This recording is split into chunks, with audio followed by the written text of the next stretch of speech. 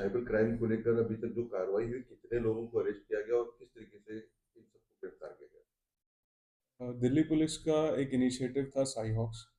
उसमें पूरे दिल्ली पुलिस के अंदर जितने भी हमारे डिस्ट्रिक्ट्स हैं, उसमें ये इनिशिएटिव लिया गया था कि साइबर फ्रॉड से रिलेटेड जितने भी इंफॉर्मेशन आई है उनके अगेंस्ट एक्शन लेना है।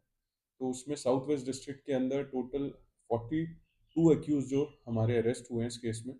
23 केसेस रजिस्टर हुए थे और 377 एनसीआरपी कंप्लेंट्स, जिसमें टोटल अमाउंट 254 करोड़ का जो था वो हमें मिला था। जो टोटल रिकवरी इन सारे केसेस में हमारे पास हुई है, उसमें 3 लैपटॉप हैं, 2 कंप्यूटर हैं, हमारे 43 मोबाइल फ़ोन्स हैं, 17 पासबुक्स हैं, 2 चेकबुक हैं, 14 डेबिट कार्ड्स हैं, 1.6 लाख का कैश है।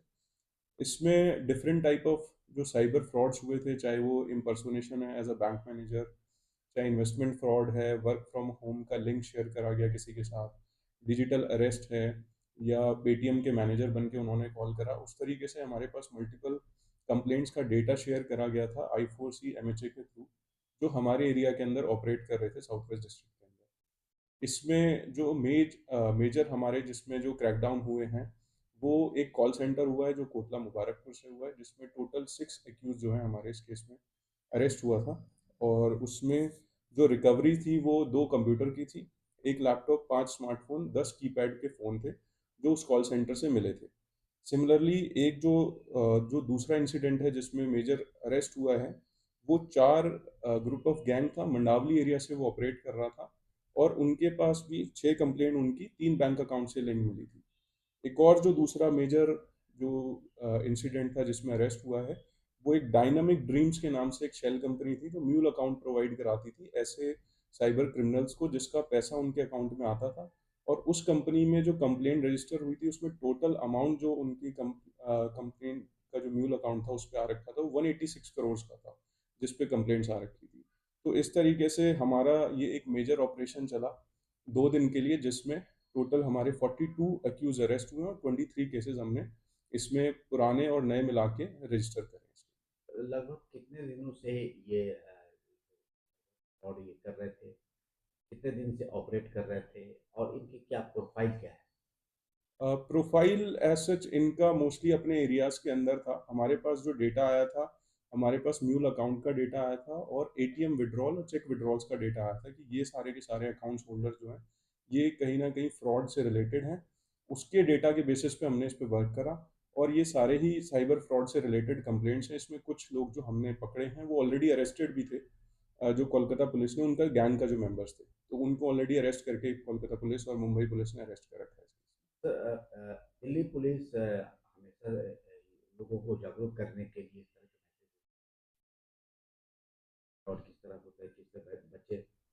रिजर्व बैंक भी ये बराबर ऐड चला रही है, उसके बावजूद भी इस तरह से इतनी ज़्यादा संख्या फ्रॉड हो रहे हैं।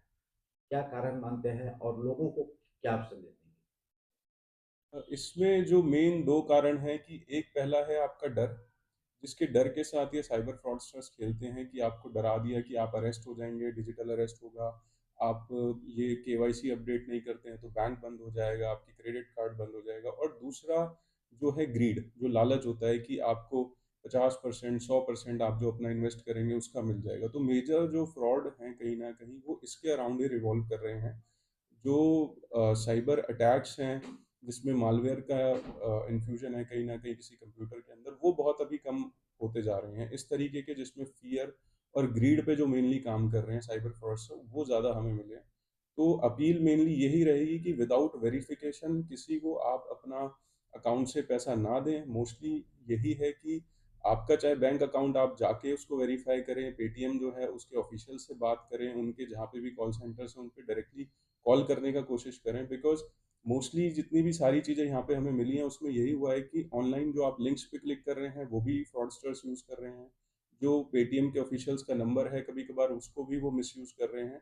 तो इस तरीके से कहीं भी चीज़ें हैं आप उसको पहले इनिशियली वेरीफाई कर लें, और अननेसेसरी किसी भी लिंक पे या किसी ऐप को इस तरीके से डाउनलोड करके ना यूज़ करें जो आपके वेरीफाइड नहीं है। ये जो इनका जो लिंक है, क्या इंडिया से बाहर का कि विदेशों से भी है क्या? इस तरह का लिंक मिले? कुछ कुछ पुराने केसेस के अंदर हमें मिले हैं, जो अभी प्रेजेंट ऑपरेशन है उसमें ऐसा कोई हमें अभी तक तो लिंक नहीं मिला है। बट पुराने ऑपरेशंस में obviously south east Asian countries थी जहाँ से ऐसे कॉल सेंटर्स ऑपरेट कर रहे थे, जो इस साइबर फ्रॉड को भी अंजाम दे रहे थे। बट मोस्टली उसमें जो लोग हैं वो कहीं ना कहीं इंडिया के भी इन्वॉल्व हैं, जिनके बैंक अकाउंट नंबर्स हैं और सारी चीज़ें हैं, वो हमारे यहाँ से ट्रांसफ़र करके अमाउंट उधर शिफ्ट करा देते हैं क्रिप्टो करेंसी या अदर मेथड्स को यूज़ करके।